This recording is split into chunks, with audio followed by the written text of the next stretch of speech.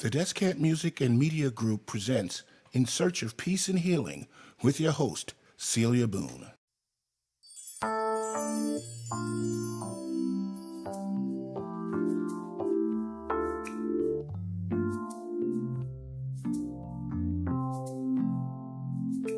Welcome, friends. I'm delighted that you've joined us today and hope this podcast will be helpful to you.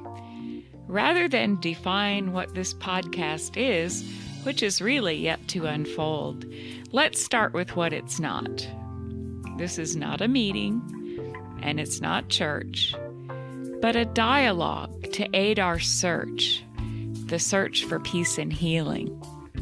In some of our episodes, my guests and I will discuss ideas and strategies that we've picked up from various places, including 12-step programs from churches and many other sources. Take what you like and leave the rest.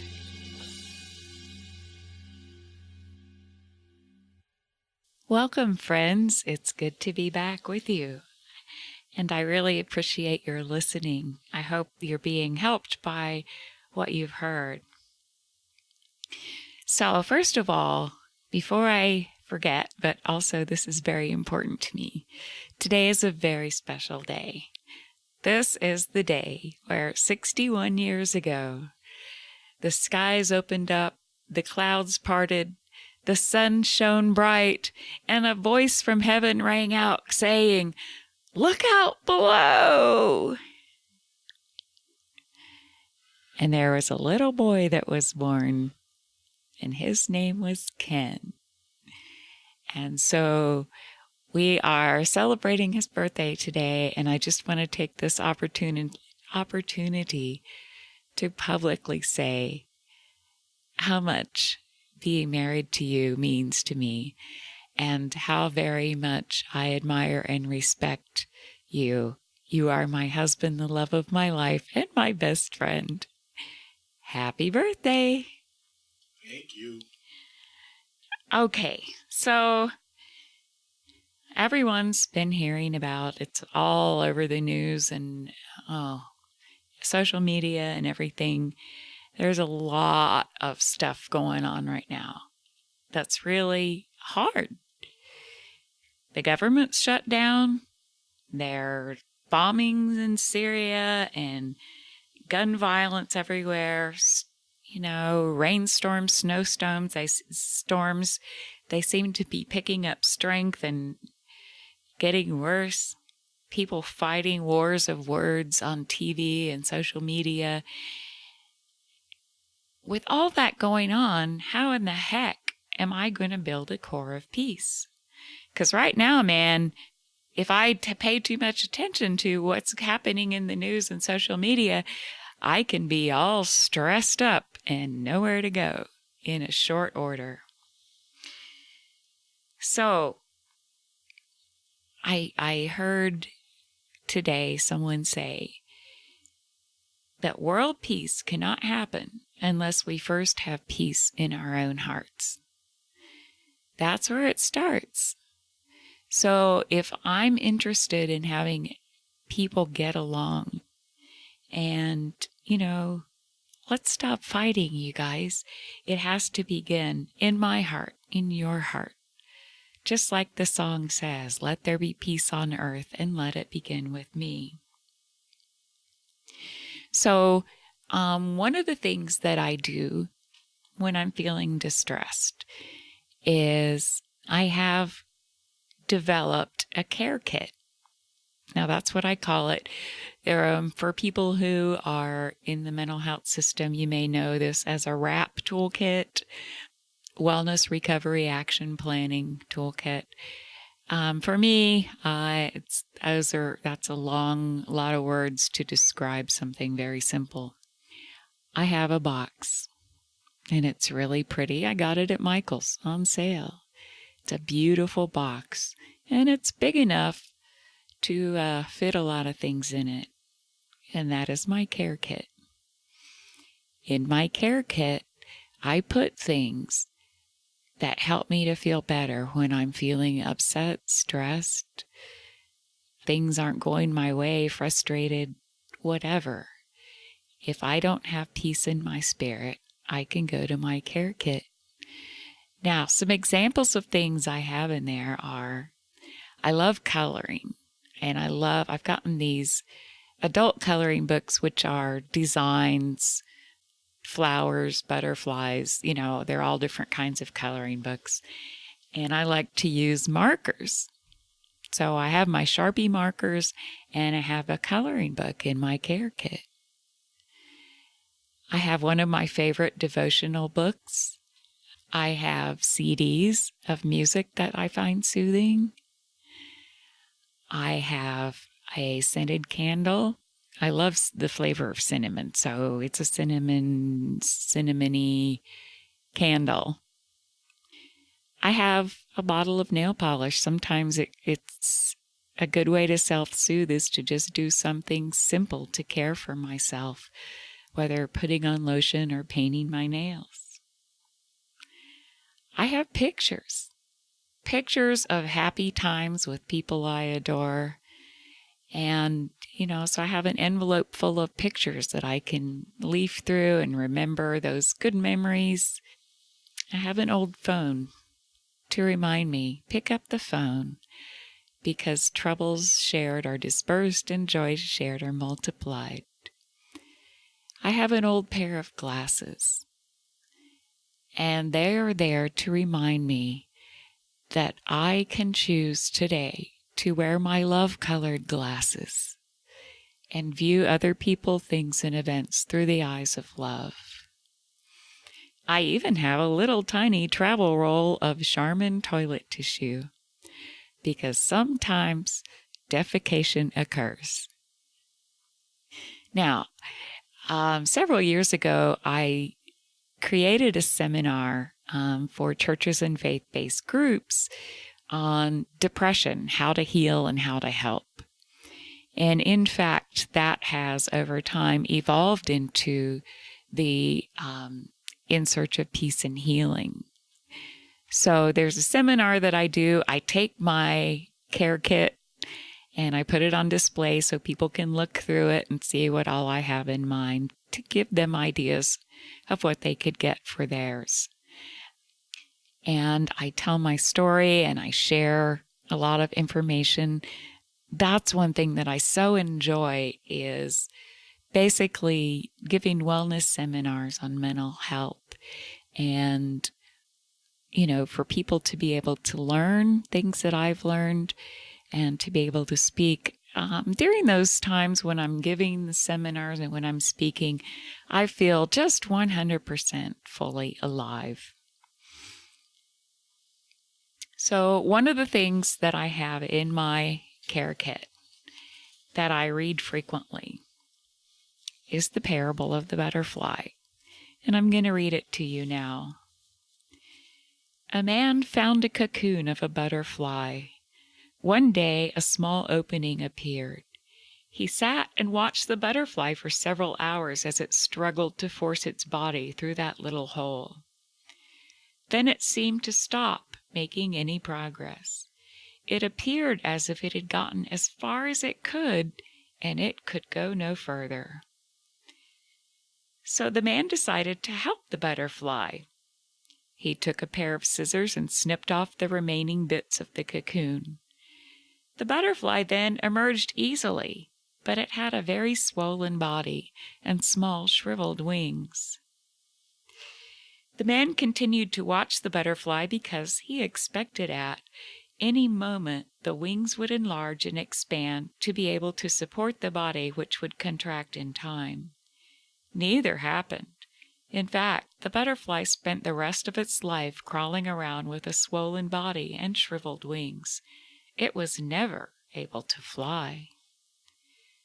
What the man, in his kindness and haste, did not understand was that the restricting cocoon and the struggle required for the butterfly to get through that tiny opening were God's way of forcing fluid from the body of the butterfly into its wings, so that it would be ready for flight once it achieved its freedom from the cocoon. You know, sometimes struggles are exactly what we need in our lives. If God allowed us to go through life without any obstacles, it would cripple us. We would not be as strong as we could have been. We could never fly. Now, I don't know who the author is, or I would definitely get credit. If you'd like to look this up on the Google for yourself, you can type in Parable of the Butterfly. That's how I found it online. This, for me, the first time I read it, I was so deeply in depression, and I was hating life. And my sister-in-law, Erica, sent it to me. And I sat there looking at the email, tears streaming down my face. And that was one of the pivotal moments in my life. Because I had always viewed struggle as being bad, negative, terrible, something to be avoided at all costs. And I never thought about what are the benefits of struggle. For one thing, it makes us stronger. And I want to be strong. So I had to reinterpret. Because of this parable, it helped me to reinterpret what struggle is and my relationship with it. So when I'm going through struggles, many times I open up my box and I read this parable again. And I make these little butterflies out of scrapbooking paper. They're just so cute. It's kind of origami, and tie it together and with a pipe cleaner. So I do love butterflies, and they just help me to remember if I'm going through a struggle, I'm getting stronger, and that's really good. So now, today I'm so delighted to be able to introduce you to a dear friend of mine, part of my support network. You know, I consider her a second mom. And her name is Marion Johannsson. Well, let's see. So first we're going to take a break. And after the break, you will meet Marion. You're listening to In Search of Peace and Healing with Celia Boone. We'll return to the show in just a moment. If you are enjoying this podcast and would like to learn more, we invite you to go to our website, descant-mmg.weebly.com. You can also follow us on Facebook and Twitter. Don't forget LinkedIn. Our podcast can be found on the Spreaker network.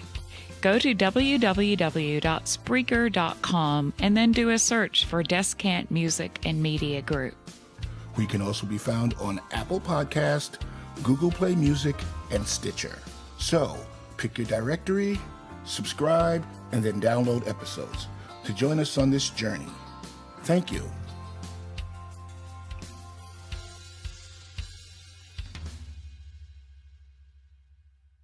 Welcome, friends. So glad you joined us today. I'm very excited and honored to have as my guest today Marion Johannsson. And Marion is someone whom I absolutely adore, and I look up to her very much and am very inspired by her. I've met Marion just a few years back, but immediately upon meeting her, we just struck up we both knew that this was going to be a really wonderful relationship that we wanted to cultivate. So welcome, Marion, and thank you so much for joining us. Thank you for having me. It's an honor to be here. Okay, so Marion is part of my support network, and like all of us, you know, she's been through some really tough things, had some challenges, still has some challenges in her life today. Do you mind if I ask how old you are? Not at all. I'll be 84 in 3 weeks. 84 in 3 weeks. So, Marion, I'd like for you to tell me about maybe one or two of the things of the struggles that you've had in your life, things that, really could have taken you down?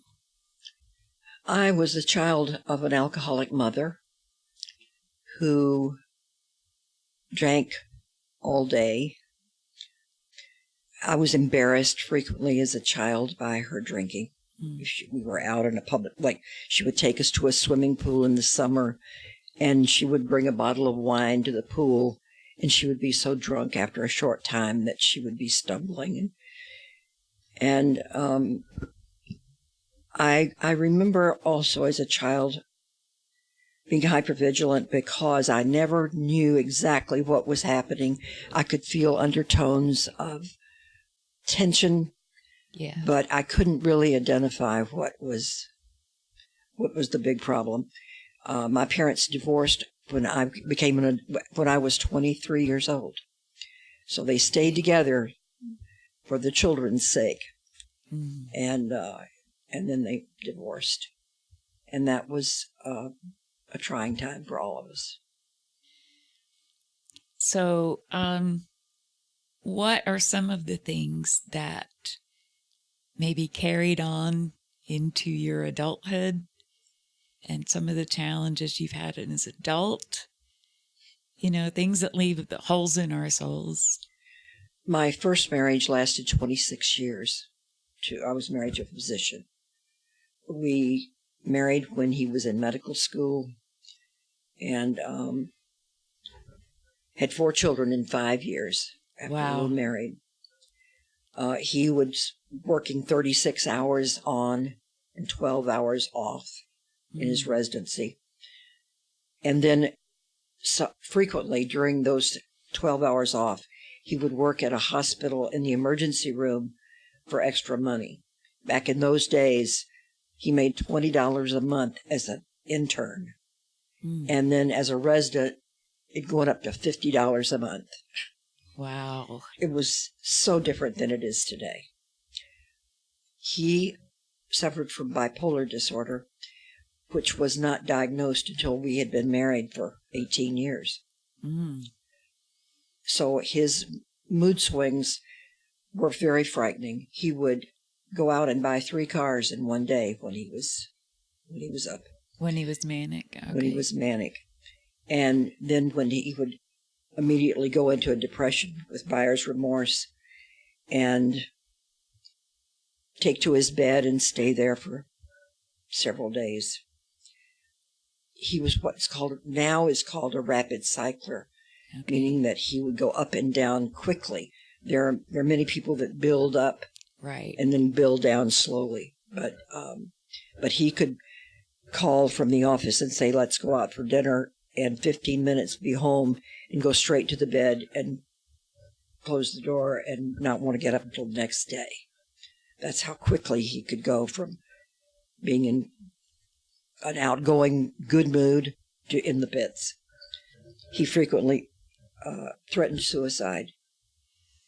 Oh, yikes. And it was a frightening time. I tried to protect my children from that, and I damaged them because I was overly permissive, trying to offset because he was extremely strict with the children. I mean, they were to be seen and not heard. They never wanted to invite friends to the house because he just was not a social creature. Did he do rages?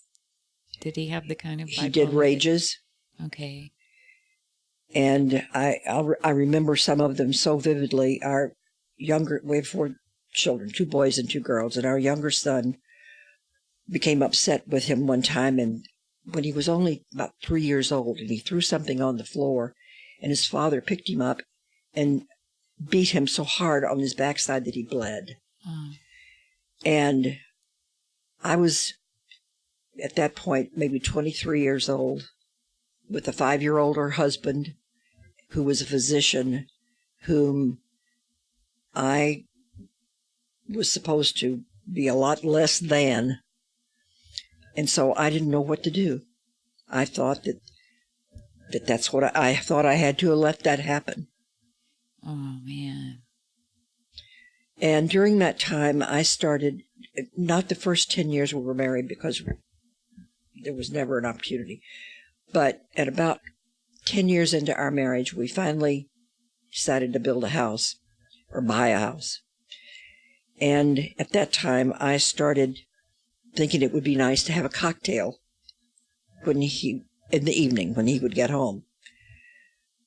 And this progressed rather rapidly from my having a drink before he came home, again with the children while I was fixing their dinner because he was late, and again drinking after that while he was having his dinner because I had supposedly eaten with the children. Right. So I became an alcoholic quickly, and I had the gene. I think I have no doubt that I was born with the gene, and it would have developed earlier if I had had the leisure or the money or whatever to do it.